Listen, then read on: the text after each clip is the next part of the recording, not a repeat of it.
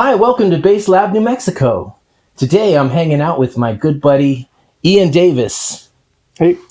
and he's been generous enough to let us into his house today to hang out and do a little talk and talk about bass. And hey, what's that you're holding? That bass? This is a 1986 made in Japan P bass. A Japan P bass. Mm-hmm. Wow, that's really neat. Those are kind of rare.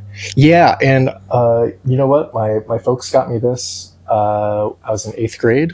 Eighth grade. And this thing got me through, rock bands in high school, jazz band, all the way through college. Wow. So it's been a real trooper. Wow, let's hear about your educational route. You said like jazz band. Tell us about like what were you doing in like high school? Where you said you already had this because 8th grade. Mm-hmm. Yeah, I was a real band kid growing up. Did middle school band, high school band, but didn't start playing bass in band until like sophomore year of high school. I was really playing a lot of tuba. That was my primary thing. Tuba, that's kind of the roots of what we do, so props. Thank you. Yeah, there's a rich tradition of like tuba bass doubling, right? Yeah. And so I finally, this I always viewed as kind of outside of school. Like I was playing along with like Rush and, rock stuff, and didn't really consider doing it in school until jazz band kind of popped up. Interesting. Yeah. Interesting. So you were jamming tuba, and then jazz band came up, and then did you play this electric bass? When did you get into the upright bass? Tell us your evolution from being electric tuba, electric bass, upright. Sure. You got the whole family in there. Yeah, I played this all the way. My senior year, my band director was like, hey, you're thinking about going to music school. You should start dabbling on the upright a little bit. And so I did a little bit of it, but I was pretty bad, man. It wasn't awesome. Just had wasn't taking lessons or anything. You're just trying to figure it out. And then when I got to college, did my freshman year at UMass Amherst, jazz performance, and they didn't want me playing any electric. They wanted just upright. And so I played this in combos, but I was taking upright lessons. So really I didn't start playing upright until 2015. It's been about a decade now. A decade? Yeah. Yeah.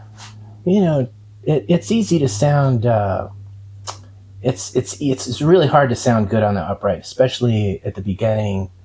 For the first year, I don't know. It's kind of I feel like it's kind of a slow process, sounding good on the upright and playing in tune and playing good, and it takes a lot of maintenance and stuff. Do you find that to be true also? Absolutely. A lot of upkeep, right? A lot of bow work to kind of keep the left hand in shape and in check and keep your ears sharp.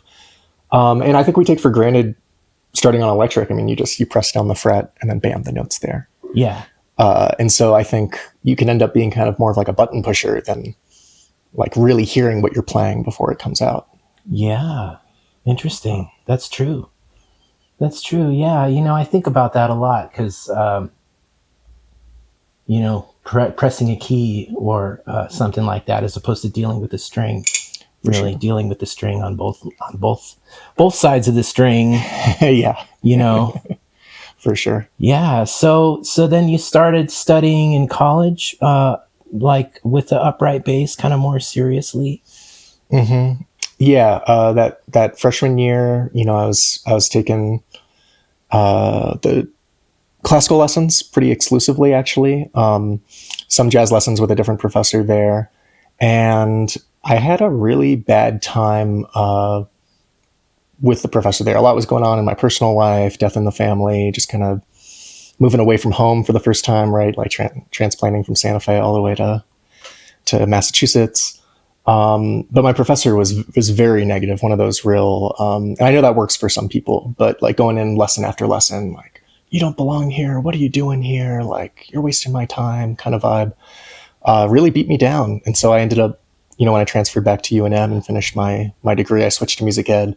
I put down the bass for upright for a while. Wow. It wasn't until my senior year of college, I met up with Mark Tatum, and he kind of, he's such a wonderful. Shout out to Mark Tatum. Yeah, big shout out. Set me back on the path and made me feel good again. So. Oh man. Wow. That's That's really intense, you know. Music teachers can have such an impact on students. I'm really sorry that that happened for I you. appreciate that. Yeah. What a drag. Teachers can really make or break it. You know, it's Yeah. big responsibility. Yeah. Yeah, I remember I had an experience where there was a very discouraging teacher, let's say. I was doing a bass masterclass with Jeff Braditich at North Texas University, and he had a guest speaker, and he was kind of just like, none of y'all are going to get jobs. You know, there's going to be one opening in one orchestra, and one guy's going to get it, you know, and the rest of you are, you know, what are you going to do? You know, it's sort of like, thanks, bro, you know, like, big help.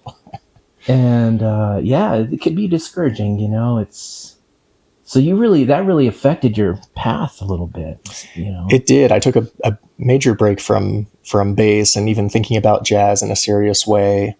Focused a lot more on tuba in college, you know. Yeah. Dr. Richard White, who's at UNM, wonderful teacher, really helped me kind of like heal the wounds of that first year and built up confidence. And then when I was ready to go back to bass, you know, it was time. Cool. Yeah. Cool. So you're kind of destined to be a bass player, I think. I think it's terminal. You know, it keeps calling you back. Yeah, for sure. This time for good. Yes, I think so. Yeah. Wow. So when did you start playing gigs on the upright, and how is that for you figuring out amplification and stuff like that? Because that's kind of tricky. It is, yeah. Yeah, the amplification thing, Mark Chinham really helps me with. You know, he put me on the path with the I had a realist pickup on my last bass, and that was really just for the UNM big bands, right? Being able to run through their system and do that thing. I didn't start gigging out on upright really until after college. You know, I went right into teaching. I graduated December 2019, got my first teaching gig 2020, January. And then I started grad school that summer online. Teaching music? Yes, I was teaching music full time. Oh, okay. And I started a master's program online that was music education with an emphasis in piecework, piece building.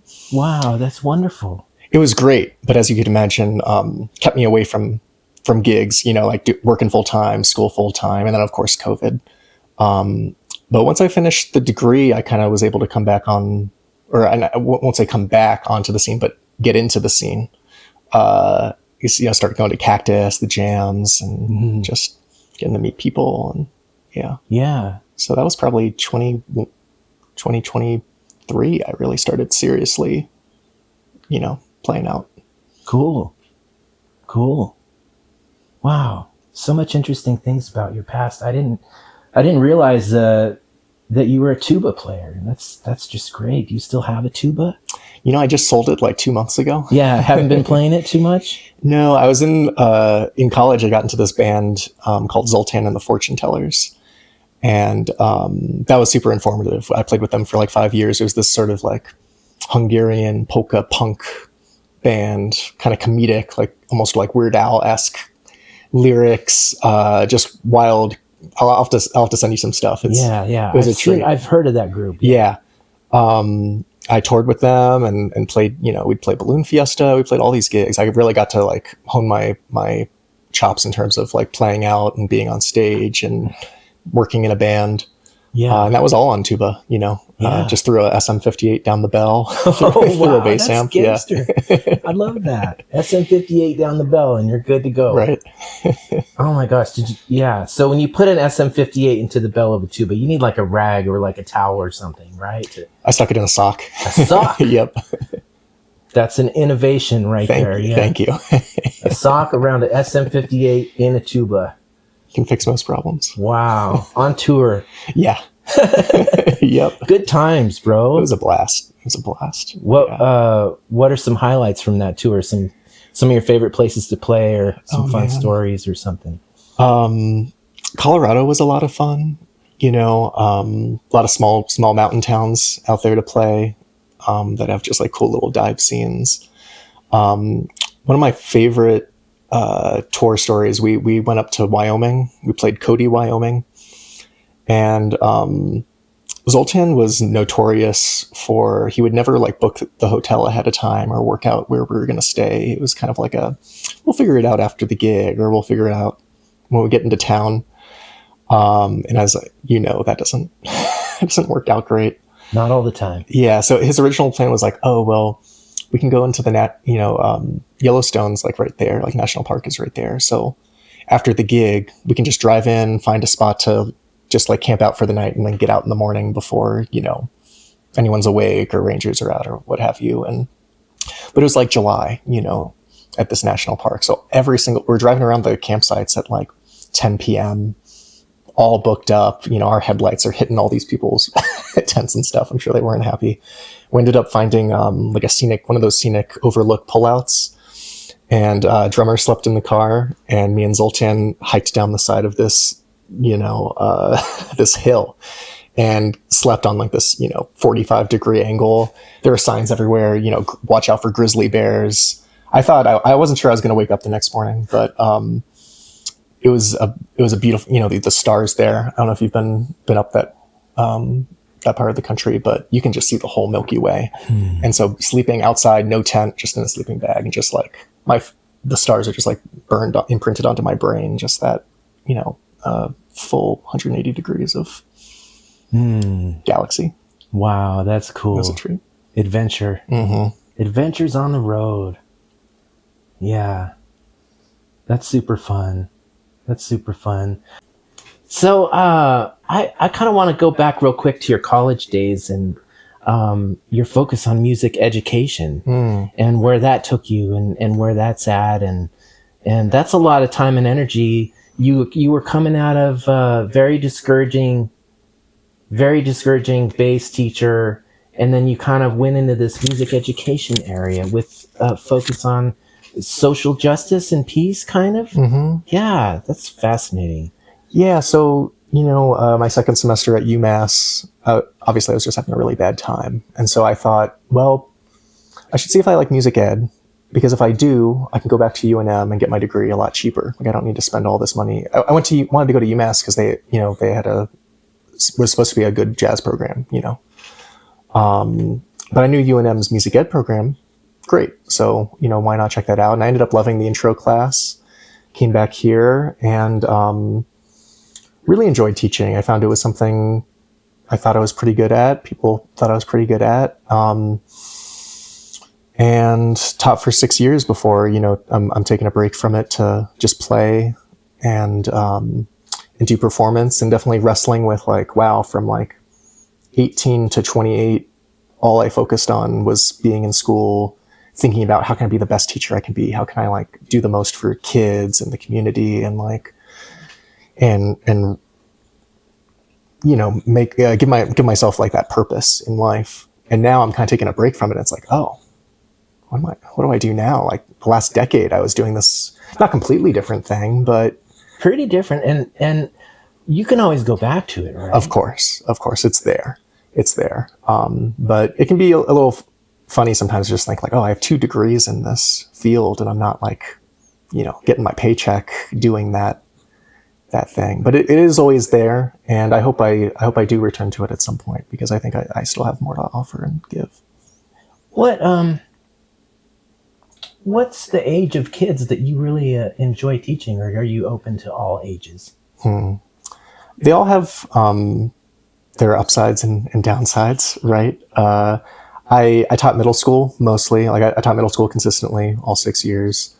And they can be a lot of fun, man. Like they're goofy, and you're often introducing them to their craft for the first time. Like the first time they interact with like an instrument that they potentially are going to carry with them the rest of their life. Like you were the person who started them and shaped their relationship positively or negatively with music. Mm-hmm. And so I really enjoyed that. But the last couple of years I got to teach high school, and I love that too, because at that point, they're a little more passionate about it, and you can also have more in-depth conversations. I really, even at the middle school level, I was always trying to push them to not just play, but like think about what they're playing, show them it's not like just the music. It's music happens, in a culture, and like, how does that culture shape your musicianship? That's good stuff. That's good stuff. I hope that you do teach because you're a wonderful Thanks. human being and someone that should be teaching, you know. Thanks, man. And but right now you're just playing gigs and Loving it. you're just rolling with it. Yeah, it's been great. That's awesome. Well, so you're not really playing tuba anymore, but you're doing a lot of upright and a lot of electric. What's your favorite? Do you have a preference for one or the other, or is it just kind of like whatever one you're playing is your favorite? It's getting to be that way. I've always wanted to. I fell in love with like electric bass, and that was like what I wanted to do. Yeah. But as the years have gone on, I think I've become I would say I'm a better upright player just because I'm getting called for it, and so I'm getting the experience on it, right? So especially in terms of load in, I'd love to just be playing more electric, just walk in with it on my back, got my amp in my hand, set up, Sure. super easy. Yeah. But I've had to overcome, some love hate with the upright, with like my experiences undergrad and just kind of wrestling with the instrument. But I think it's turned into more of a love relationship. I like the voice I have on the upright, and I think it's maybe a little bit more of a commodity than electric, right? In terms of just like there aren't like a ton of players doing it. So I think I'd have to lean towards upright, but I wish it was electric. Yeah. They both have so much to offer, and they are very different experience playing. One thing I love about electric bass is just being able to rock the house, because trying to get the volume that you really need with the upright is tricky. You could get loud to a certain point and then you start feeding back, or it just doesn't sound right, and you're just kind of like, whereas, the electric bass, you just plug it in and you just rock the house. Everybody's dancing. It's like a party, Yeah. And whereas it's a little harder to get to with the acoustic because it's just a little more delicate in that way. It's such a big instrument, and the pickup is just one little spot, And when I record in the studio, they'll put 2-3 mics on the bass, so just to capture. So when your amplifier is just getting this one little perspective, it can feel a little. It's kind of something to overcome, like tone wise, I'm still experimenting with different pickups and stuff like that, but you definitely have to love it to do it, because it's big and fragile. Yeah. People always assume that they're super heavy, but they're really just fragile. They're like big fragile things, and so speaking of big fragile things, this bass used to belong to me. Sure and did. Ian bought this bass from me. What was it? A couple years ago? Yeah. 3 years I ago, think so. something like that. And this baby was mine for about a decade and was really good to me. And super happy that you have it. And really glad to see it again, and really glad that it's in good hands. And, instruments, they're like family members or animals or something. Someone has to take care of it. You can't Absolutely. just like have an instrument and never play it, or not, jam, or, give it some energy, because they'll fall apart. Yeah. No. Yeah. Whenever I see an instrument that's like in great shape and it's like in a museum or something, it's like, man, that should be played, right? Yeah, Like, it should be played. Yeah. But no, it's a treat to have this. And I can't tell you how many gigs I've been on where people will be like, that bass looks familiar. Do I have I seen that somewhere? And I'm like, I bet you have, Interesting. Yeah. So Interesting. they kind of have their own like story and history they carry around. Yeah, it's true. What kind of strings you got on there? That's a great question. I think Spyrex, is that how you say that? Oh, I'm not sure. I'll have to check. I'm terrible. I take this to Hannah Main and I just say, hey, okay, yeah. can you like make it sound Shout good? out to Hannah. Big shout out to Hannah. She does incredible work. Yeah. And so like she asked me like, what kind of strings do you want? And I was like, whatever you think is going to, do it justice and balance. She's really good about thinking about like, well, this instrument is really naturally dark, so we're going to pair it with these brighter strings to balance it out. She's very thoughtful that way. Yeah. But I like them. They've got like a synthetic core. Okay. So they're pretty comfy under the fingers, and I think they handle bow pretty decently. They sound, really good for jazz. Yeah. Easy pull. Yeah, the bass is sounding great, Thanks, looking man. great, sounding great, and yeah, and then you told us about this cool Japanese Fender, which is really awesome, Thank you. and got the badass bridge on there. Badass bridge. These are Fralin pickups. Okay, Got custom made, and then I changed out the pick guard. But otherwise, it hasn't changed. I mean, wow. I guess if you change the pickups, you could. Don't know if you can say not too much has changed, but And what kind of strings do you have on that? Do you remember, or do you know? yeah, I've gone through a bunch of different sets over the years, and what I've landed on, which I got the tip from Brian Gonzalez. You know Oh Brian? yeah, He's big shout out to Brian. shout out to Brian, He's a mentor of mine. Brian For sure. Abel. Yeah, check Do we him still out. call him Brian Abel, or is he Brian Gonzalez I now? don't know. Maybe he's moved to like just Brian. Maybe he's Maybe going to do just the Brian. one name, Yeah, like Prince. everybody knows who we're talking about. Yeah. Just say Brian. He turned me on to elixirs, and so that's what these are. Oh yeah, And I'm loving them. I have them on this, and I have them on the 5-string too. the 5-string. Let's check out the 5-string. Yeah, man. Let me set my coffee down. This is a cool bass. Sadowski? Mm-hmm. Wow. I'll trade you. Cool. Yeah, this is a treat. I had a Lakeland 5-string for a number of years, and it weighed like 11 pounds something ounces. It was just like too heavy for me. I was just finding like even just like playing a sitting gig, my like leg would fall asleep. It was like cutting off the circulation. So again, another shout out to Brian because he's a big Sadowski guy. He kind of like helped me hunt for this. Found it on Talkbass. It's a 2018, made in Japan. Another Japanese bass. Japanese basses are dope. They're Straight up. yeah. I've had people play this and they're like, I can't believe it's not an American bass. But I don't know if that's like really true anymore with like American being necessarily like the top Right. maker. Right. But I love it. It's really lightweight. I was able to get like the action down really low. Yeah. So I get no hand pain when I'm playing. I could play, a 3-hour set on this and just feel really comfy the whole time. Yeah. And you got the elixirs on there too? Mm-hmm. Yeah. And is this active electronics now? Yep, it is active. It's got a bass and treble, but of course it's got the push pull To go passive? Yeah, if I need Yeah. to. How do you feel about active electronics with your basses? Like, what are your feelings about that? I've always been like a passive guy. I love like the vintage sort of like low output stuff. Like the P bass is passive. This I built this body up from scratch, like custom, and I could have made it active. Brian was like, man, you should make that, put an active cavity in there. And I was like, no, I want it to be passive. Having said that, I do enjoy having the active on this. I mean, the output is just mean. And I think for 5-string, it helps.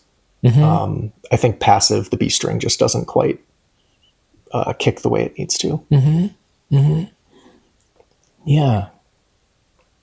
Yeah. So it's basically like a jazz bass kind of. Truly. Yeah. Yeah. I'd say it's a fairly traditional setup that way. Yeah. Which is great. For a while, I like the Lakeland was a single coil, and I had the like kind of big humbucker in the back, Okay. and that's cool. But it's a different sound, right? different Like sound. I don't know that you can like truly dial in quite. As I'm getting older, I'd rather have an instrument that can give me those like traditional sounds that people are expecting to hear, rather than like and make my own voice out of that, rather than having this piece of gear that's very unique and has its own unique voice, but then doesn't necessarily like fit the bill that you need, especially when you're playing a bunch of different gigs with different people who want different things from you. I haven't reached like the solo artist status yet, and I can completely do my own thing. Yeah. Well, we should all do our own thing. Your original piece, which we play, is really cool. Thank you. And I want to hear more of your stuff. I appreciate that. Yeah, really thoughtful composition. Thank you.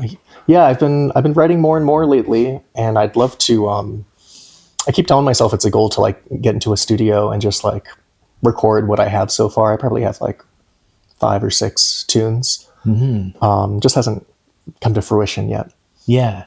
But would you do like a live ensemble, like put a band together Yeah. and say, hey, we're going to record these tunes and have it be live? for sure. Yeah, I'd love it to just be like small combo, just like a few mics in the room, kind of, raw. Yeah. Would be cool. Yeah. Those are always the best recordings, the recordings where we can play together, and, do your best with the isolation. Sure. You isolate the best you can, but let us set up together and play together. So many of the most classic, best recordings are done that way. Absolutely. Because it was kind of before they started, putting everybody in their own room and doing overdubs and getting everything so clean that it became a little sterile. It's like, let's go back to that Motown classic jazz, like just where we're hearing the sound of the band, Yeah, absolutely. So You just can't replace that, the energy between the people too. Yeah. Yeah. It's a vibe. Let's check out this fretless vibe that you guys got going on here. Let me see. Absolutely. This is cool. This is Another secret story. Well, not secret anymore. This neck used to belong to me. And all the signatures on the headstock are Russian circus performers, because I was playing in Japan, and I had the circus performers sign the bass. So anyway, you have my old upright and you have my old neck. And Yep. now I got to get some of your old stuff, man. What what can I get around here? That's awesome, man. Yeah. No, Well, and I got this neck from a buddy in Santa Fe, Cody Druin. who bought it? Shout out to Cody. Mm-hmm. That's who I remember selling it to. And he sold it to me. And I had put it on I had like a Squire.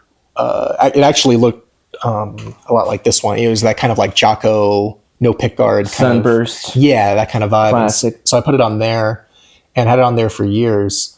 And he told me the story about he was like, yeah, the guy who had it before me, had this circus troupe sign it. And so like people would always ask, and I was telling this story. Yeah. And then when you came over to sell me this bass, I remember being like, oh, I just built up this fretless. You got to check it out. And you were like, this is my neck. Like, yeah, my old neck, not my neck, your neck, but wow. Yeah. What a story. It's a small world, right. Small world. Yeah. So finally I was like, man, this neck is too nice to just have on this Squire body. Like it didn't, the pocket, the neck pocket wasn't quite fitting right, like snug. And so I ordered this from Warmoth, this body. Oh, you got the bass from Warmoth. Yeah. So it's a, this Wow. flame maple top. I think this is like a dark cherry. And so burst. they put the bridge on there? Nope. This is, You just got the body. yes. Wow. Yeah, just the body. And then another shout out to Brian, because he got me an endorsement with Hipshot. No kidding. Mm-hmm. So I asked Hipshot, I was like, hey, like, can I get the black hardware with the gold? And so they did that up for me. Same thing on the tuners there. Yeah, check those out. That's really cool. And I see you have a Hipshot on the. I did, yeah. Are they all Hipshot tuners? No, just this because this is what you had on it. Was this configuration? I was like, I'm going to keep it, true to form. Okay. I had a guy in town installed that. I'm not going to mess with like drilling into wood. I was too afraid with, Yeah. But I wired these pickups myself. You did those Bartolinis. Mm-hmm. Are those? Is it passive Bartolinis? It is. Yeah. That's the shit. Yeah, it's cool. So it was my first time like soldering and doing that. Oh yeah, I got the. You soldered them yourself. Look at that. Soldered myself. Went with like a master blend and then tone. Just pretty simple. Okay. And you wanted to blend. Yeah, I did. I don't know how into the weeds we want to get in this episode, but just researching the way like wiring how you go between the pickups can affect the tone and all of that. Apparently the blend can like pull out some frequencies, or it can sound a little different than having two volumes. Yeah. But I found this schematic online in this like, forum from like a decade ago. And this guy was like, oh, well, if you wire this way, you can like bypass that. I don't know. It's a lot of math I didn't quite understand, but it sounded good to me. So So you went with the blend. Yeah. Yeah, that's cool. Yeah. Cause I find when you have like the two volumes, it can just be a lot to like manage consistency and And I like to be able to, like, especially when I'm playing like musicals, just roll it off the volume completely instead of having to deal with two knobs. I can just I see what you're do the saying. one. Yeah, yeah. And it's, you know, and when you're in the studio and you want to be able to match a tone that you had, um, you know, that's kind of tricky too. So, um, yeah, whatever works, you Yeah. know, whatever works. And that's a wonderful bass, you know. Thank you. Yeah, I like this thing a lot. I haven't been finding chances to pull it out as much as I'd like to. Yeah, I know. It's like if you already play upright bass, when would you play fretless? Like in a studio session, or you Right. know, are those elixirs that you have on there? No, these are. I think these are Tomastics. Tomastic, those Yeah, are great. I wanted to get, because I'm never going to take these strings off, so I just wanted to get like a really nice set that'll last. Yeah, I played on Tomastics for years. Those are some of the best strings. And then I had Tomastics on a 4-string Fender, and I thought they were totally the shit. And then when I went to 5-string, I got the Tomastics, the 5-string set, and they were a little low tension for my taste. So I changed to a different brand and something a little more high tension, Cool. which I like a little better. So, but those are some great strings. So yeah, I wanted to ask you, just, you know, like, we both are from Santa Fe, right? And we live in Albuquerque now, right? Yep. And you know, what's it like? You know, I think about being a musician growing up in New Mexico, and in my particular case, I was homeschooled, so I didn't get a lot of school music opportunities. I kind of had to just I just started playing in bars when I was like 18. That's cool. And it's just been, I mean, it's kind of such a do-it-yourself career. I mean, if you could reflect on being a musician in New Mexico and being from New Mexico, like, what would you say? I mean, it's like, compared to what, right? It's like, if you haven't lived other places, it's like, sort of compared to what? So it's a hard question, but I mean, what are some of your thoughts about being a musician in New Mexico? And, you know? I like it a lot. I mean, the people here are really friendly, and that's the big thing for me. I feel like especially the jazz scene in Albuquerque, very, very kind, and like, I don't know that I've ever been really vibed here or anything like that. You know, everyone's just kind of trying to build each other up. Growing up in Santa Fe, I enjoyed being there as a kid, but when I look back, not a lot of opportunity to play, you know, like very not kid friendly. I mean, there was like Warehouse 21. That was like the place you could play if you're under 18. And when I got to Albuquerque and seeing like the level of musicianship here in town, or even when I was in Massachusetts, it's really apparent to me that like there's so much opportunity when you're in a town that has a college and has professionals, like professional professors or just musicians in the city. There's more competition. Like being in Massachusetts, and there are people who they grew up in Boston, or you know, they all over, where there are these high level players. There's all this hardcore music going on. When you're surrounded by that, I think even passively you're becoming better just being like in that environment. And not, you know, I'm not going to speak poorly on Santa Fe's music scene. There's some great players there, but as a kid, I didn't feel like there was a lot for me to like absorb. If I'd grown up in Albuquerque, I think I would have improved a lot faster, just because there's more people and more things to do and see. Yeah. Yeah. You know, I think about our environment, and it's like, if the environment's not totally there to stimulate you, you're just kind of left with your imagination a little bit. And so there can be some more creativity can come in from that if you're not constantly submerged in a strong musical culture. You know, if you're kind of on your own, you know, your imagination can take you places.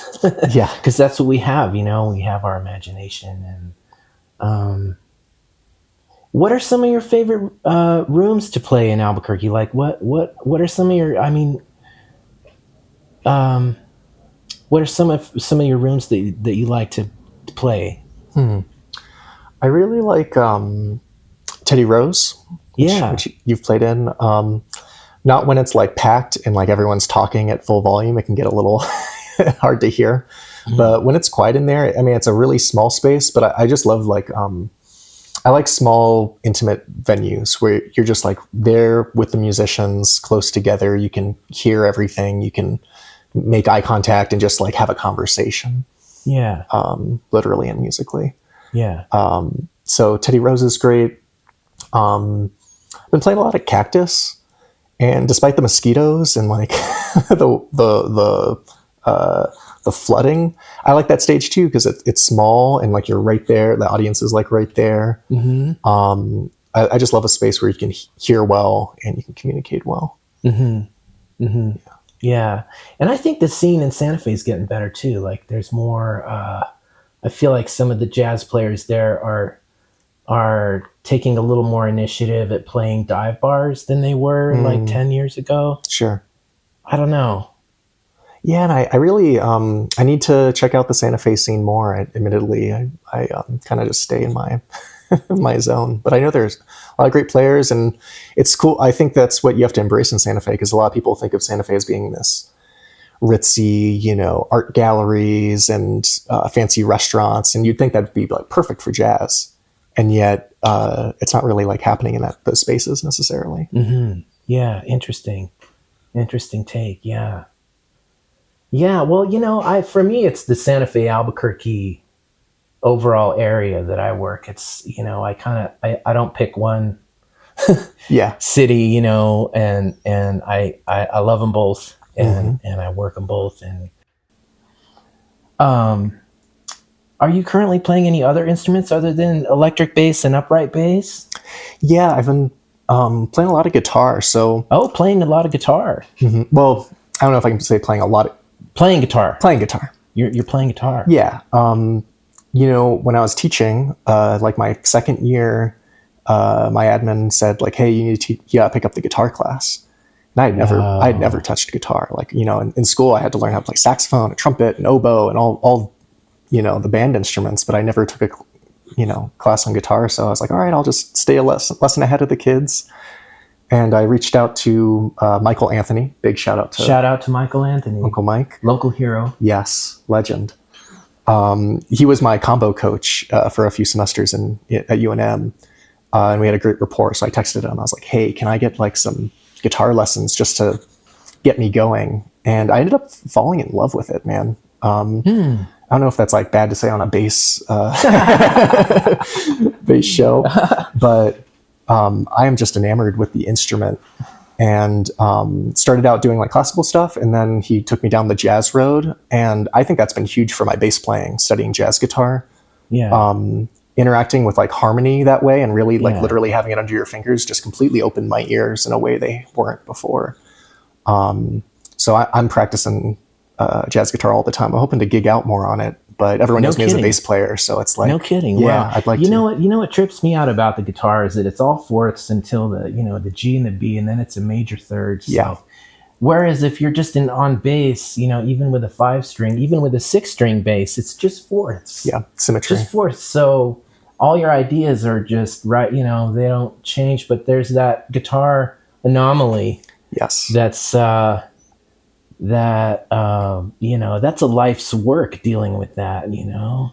A few lives. And you know, so are you like separating like bass, harmony, melody, like all of that? And you know, because I remember when I was studying jazz on piano, I spent some time, you know, we have bass, the bass part, we have the comping, the chords, and then we have the content on top, a solo or a melody and stuff. And there's like a lot of different ways to think about it and stuff like that. You know? Absolutely.